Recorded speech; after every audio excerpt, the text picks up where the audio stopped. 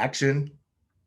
Hello and welcome to Industry Headlines. He's Kevin Kaufman. I'm Fred Weaver, and this is where we take a look at roughly the last 7 days in the real estate industry and deliver you the top headlines so you don't have to do all that reading.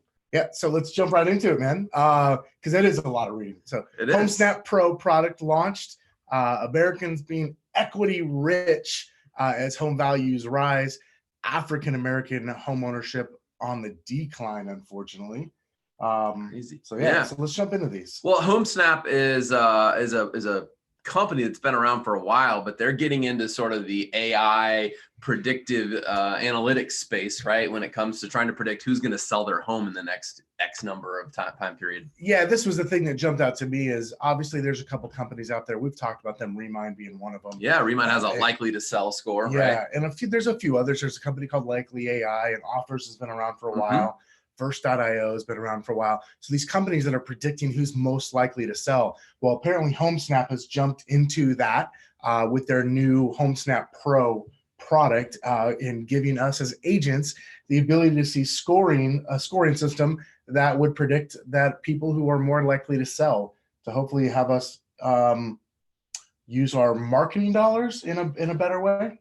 Likelihood to list. Is there any trademark infringement on likely to sell, or maybe not? I don't know. Who Maybe knows, you can own the word likelihood. Anyway, all right. So there you have it. Just more companies out there. If you haven't checked those out, I think that data and those analytics are actually starting to get better.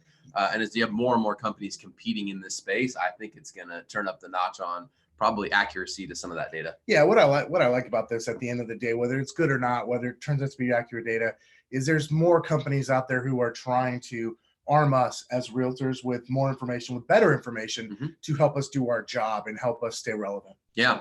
Americans are equity rich as home values rise. So this is interesting. More than a quarter, so more than 25% of all mortgaged homes in the US have an LTV lower than 50%. Okay. So of all the homes in the US that have mortgages on them, there is more than 25% of those homes where the mortgage balance isn't even half of what the home value currently is. Wow, that's impressive. So that speaks to number one.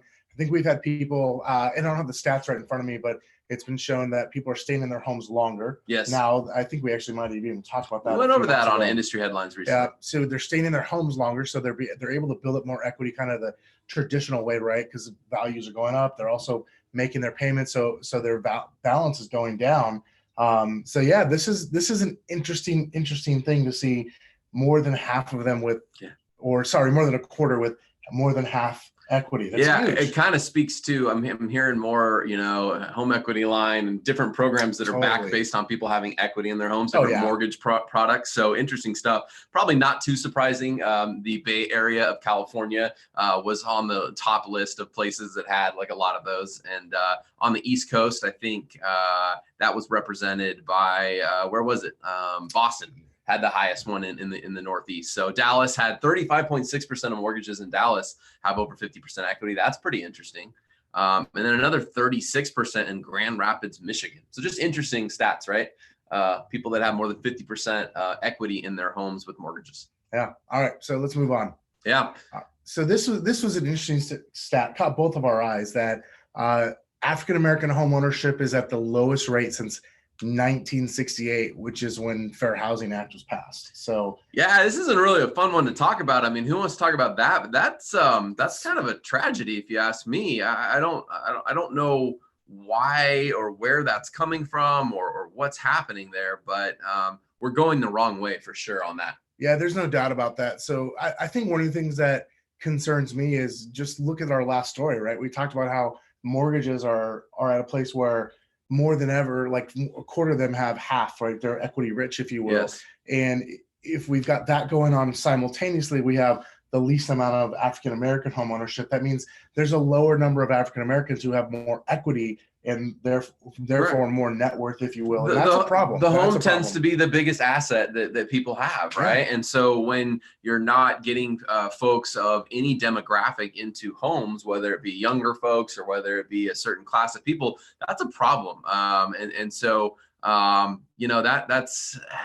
going the wrong direction. So that was an NAR official that I believe that had made that statement here in the industry and headlines this past week. So I have a feeling we're going to see a lot more written on that. And again, Fair Housing Act, go back into history and see why that was passed. It was passed for a certain reason, right? Yep. And so here we are some 50 years later, and we're going the wrong direction. So I think you're going to see some legislation and some people probably stepping up to try to pass some legislation to change that and head that in a new direction. Gosh, I hope so, because that's like, we can't keep going that way. Yeah. Like, it's not okay. Yeah. So anyway, thanks for joining us for Industry Headlines. We'll see you back here next week, and share this with a friend. We'll talk to you later. Talk to you soon.